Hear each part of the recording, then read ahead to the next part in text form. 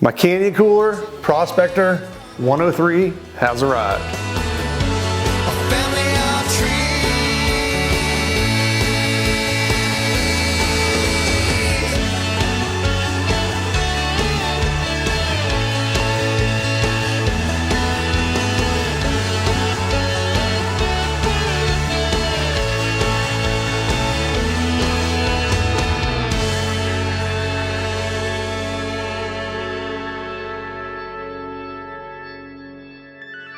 All right, we're back in the garage. It's a Saturday and we're taking off on Monday for 3 days on the Upper New River. And there's two primary areas that I want to focus on. The first is space. I want to have as much space in this boat as possible to put gear in. And the second is reducing the total weight on the raft itself so that we can put more gear inside it and float comfortably down the river. The camp tabletop worked great for people to stand on. It didn't move a lick, and strapping these over the frame rails twice keeps it in place. Okay, that was easy, right? I've got 4 bolts to take off the back and remove the hold down strap on the rear underneath the seat, and we're done.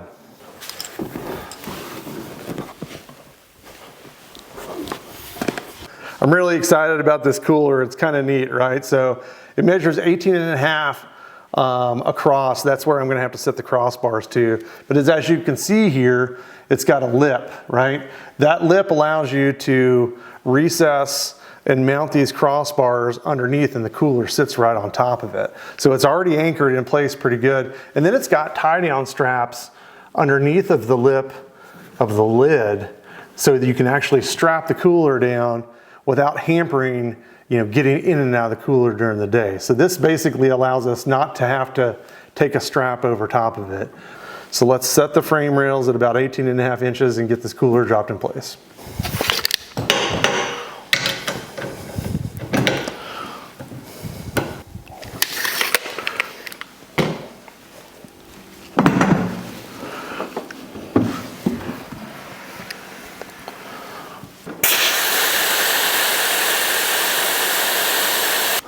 Okay, it's in there. I had to take just a little bit of air out of there, and I'll inflate the boat a little bit later. But I'm going to go ahead and push these crossbars into place and get them snug down.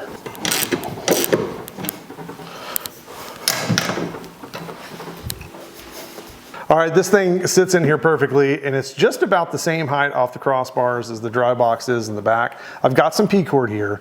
I talked to Jason at Canyon Coolers, and he recommended that if I do have a little bit of clearance issue with these latches, to drill a small hole in the base, run the P-cord through, and tie it in a knot so I've got something good to pull it. There's not a problem with these things closing, but getting a finger in there is a little tough. They do sell a fitment kit that you can put in here to raise it about 1/4 of an inch.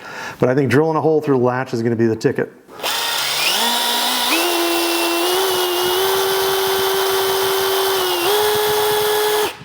So what you're gonna wanna do is you're gonna take your drill bit, you're gonna drill through the center of this base, go up and down, and then put it in reverse, put it back in there and go up and down. And you want to clean it out really good so you've got a nice hole there to feed your P-cord through.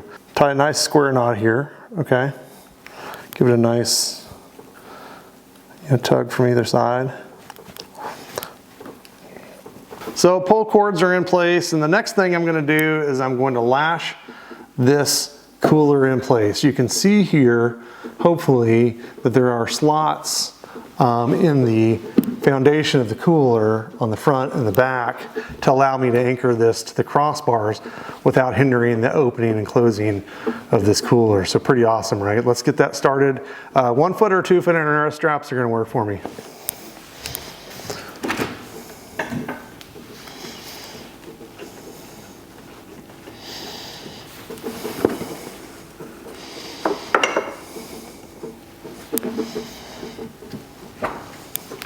So I'm going to set the straps in the cams. I'm not worried about having a 1 foot or a 2 foot. 2 foot's not a big deal. If it gets annoying later, I may cut these back, but I'd like to have 2 footers. They're much more versatile than a 1 foot strap.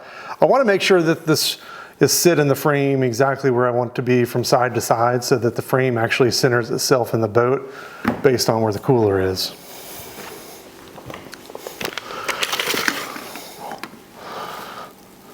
It's going to make a nice seat in front of the boat. I do have a foot pad here for walking on.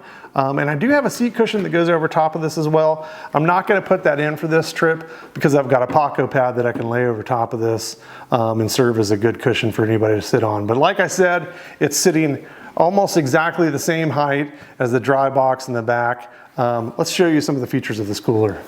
So the Canyon Cooler Prospector 103 was definitely designed with rafting in mind. We've talked about a little bit of the overhang here on the front and the back, and it's even got a radius on it to sit nicely on crossbars. But as we open this cooler up, you can see that we have a nice gasket all the way around.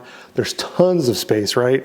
One of the cool features is there's actually a drain plug in the front of the cooler and on the side of the cooler. I can't access the drain plug on the side of the cooler right now, but I can access the drain plug that's in the front. So if I need to let off any water to keep my food from getting too wet as the ice melts, you know, I can.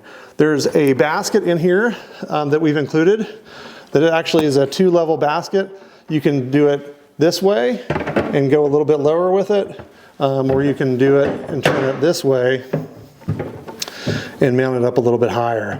Also inside, got a cutting board, maybe for filleting some fish this weekend, but just a really nice cooler, anchored down. You know, I don't need straps to hang the cooler in place. It's all anchored to these crossbars, and I'm excited to get it out on the water and see how it performs.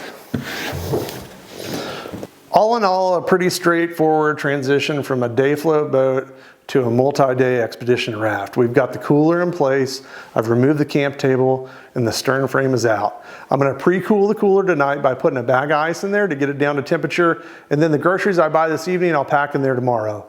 We'll head for Beckley, and we'll check in with you on the river.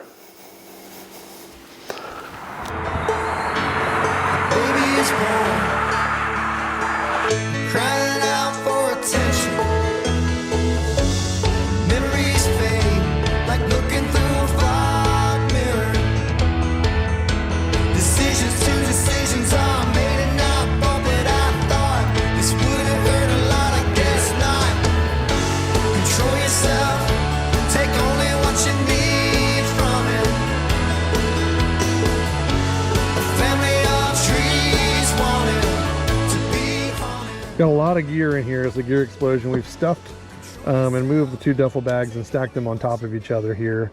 Because what I want is a lot of room, you know, and freedom of movement when I'm paddling. I've got my 2 jerry cans here. I'm come to the conclusion that all I really need is the Lifesaver jerry can, and we can just fill that up. So this was, I don't know, 40, 60 pounds of unnecessary weight to bring on the trip. Bringing this other jerry can. Got our Nalgene bottles and stuff like that for easy access. I've got my throw bag here, so I've always got it close to me. We've got a cooler, which also needs to be close to me as well. And this Canyon cooler here, speaking of coolers, has been absolutely fantastic. As you can see here, it doesn't look like more than a bunch of ice and a couple funky looking bananas that are still good to eat. Well, that's why we haven't been catching any fish. You can't have a banana on a fishing boat. Really? Since when? No, that's a huge rule. Get rid of those things.